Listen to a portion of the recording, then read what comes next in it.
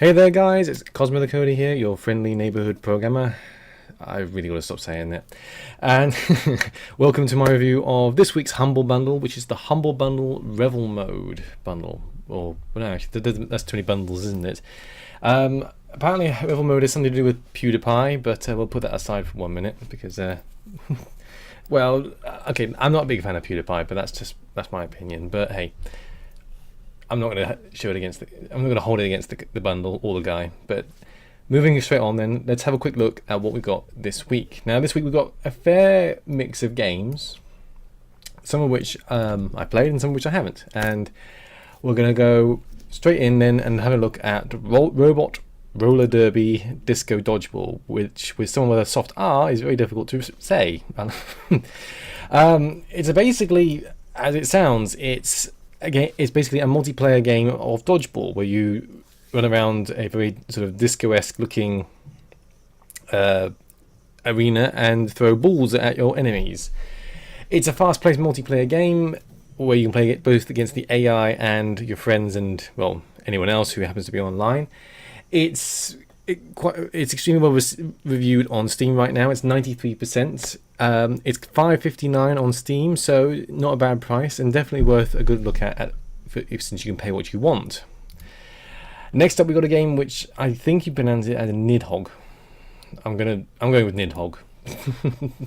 Nidhogg is $10.99 on Steam. Essentially it's an action swordplay game where you basically fight one-on-one against enemy AIs, and there is also a multiplayer part where you can actually fight against other players, and you basically traverse sort of various arenas, fighting your enemies, trying to get to the end goal.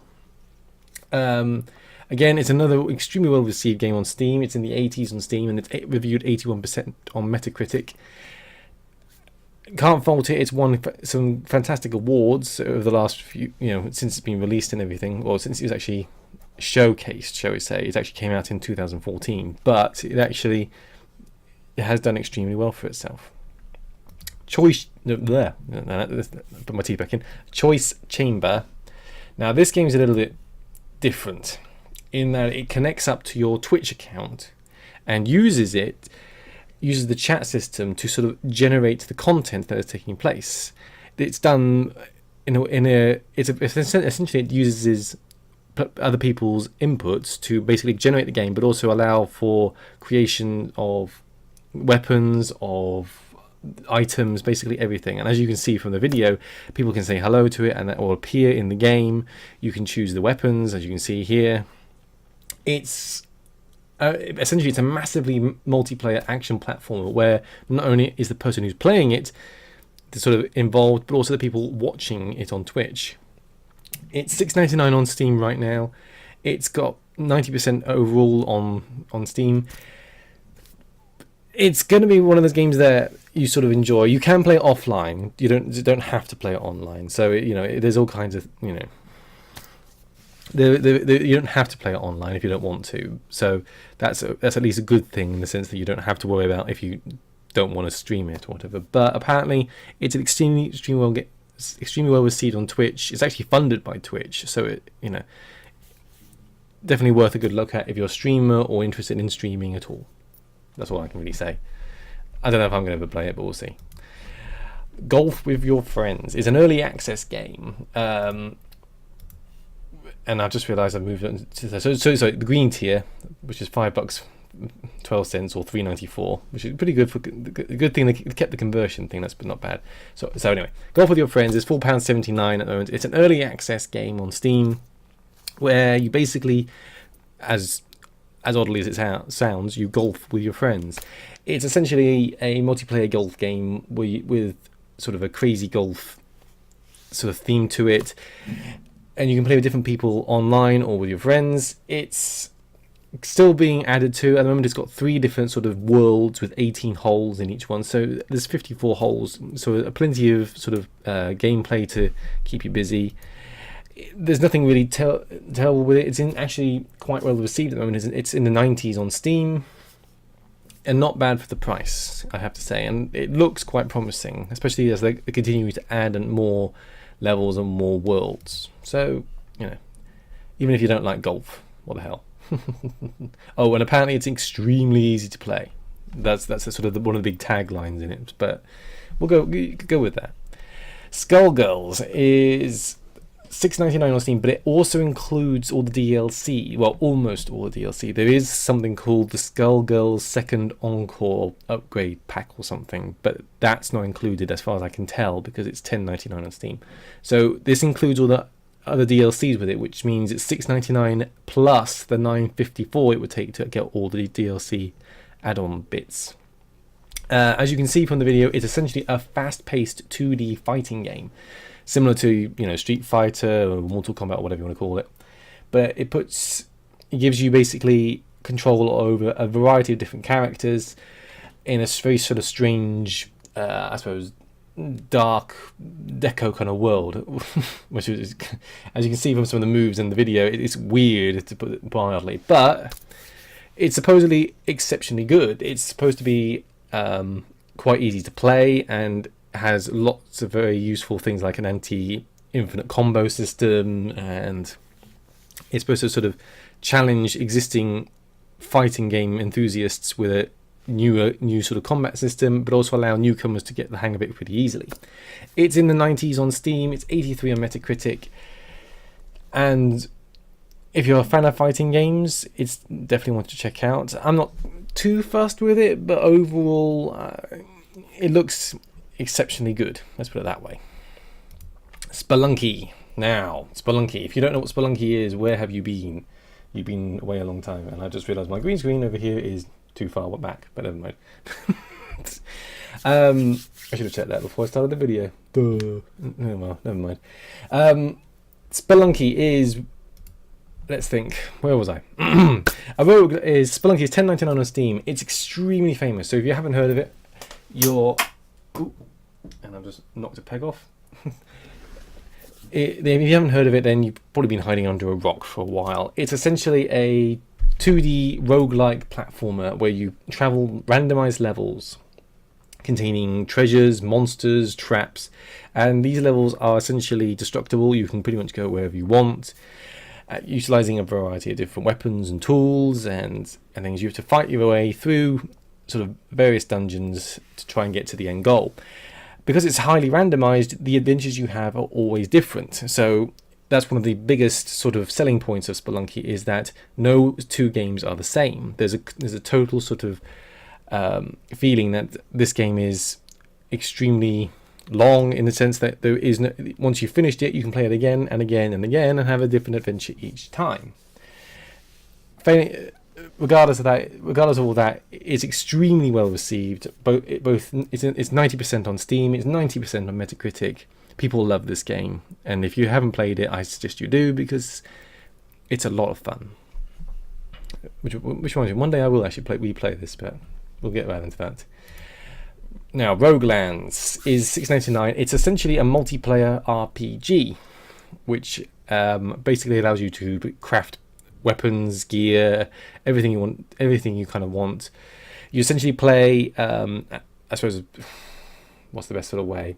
You're basically an astronaut, or a galactic cadet, as it says over here, and you travel to different planets, searching for resources and technology and so on and so forth, but to try and stop some sort of nasty creature from destroying the Earth. So essentially it's basically an exploration game where you explore randomized worlds and try and do the general sort of RPG thing, which is basically fighting monsters with a variety of different weaponry and technology. It's $6.99 on Steam. It's 89% currently in its reviews. It looks a lot of fun, I have to say. But I would sort of struggle to see if there was actually, if you had to play it online or not. I don't think you have to, but it just means that it's probably just one character.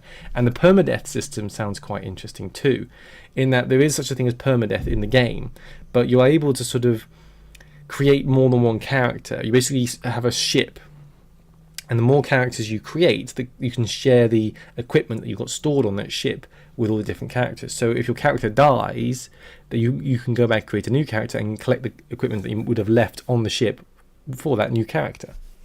So it sounds quite clever, I can't fault it for that.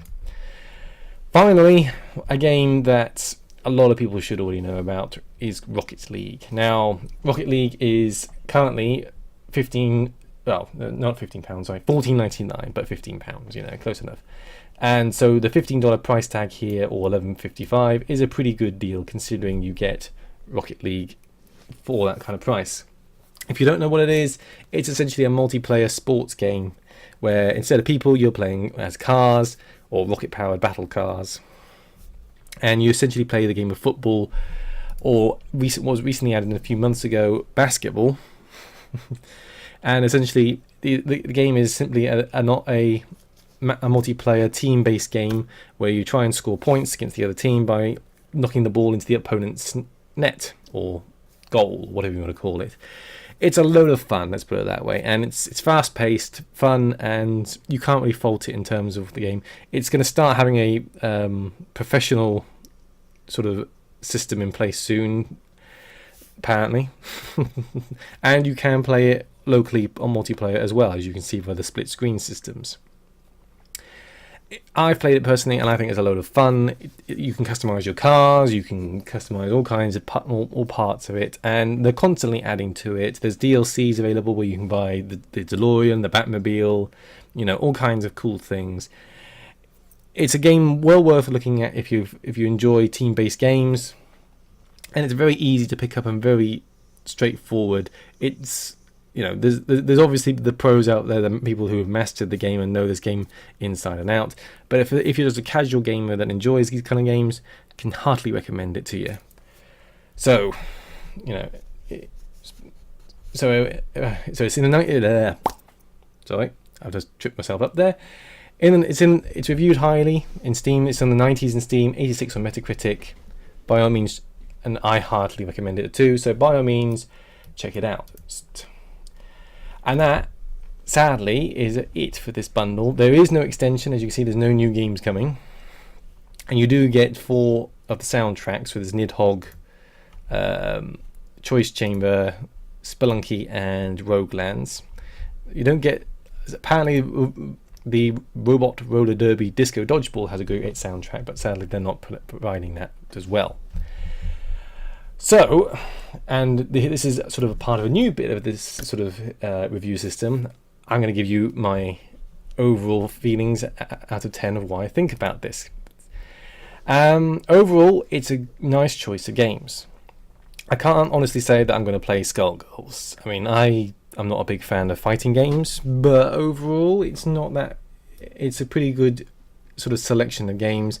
Team-based games, yes, but at least these are games that you can sort of play online, not necessarily with your friends, but with other people. So overall, I think we'll have to give this a good, shall we say, 8 out of 10?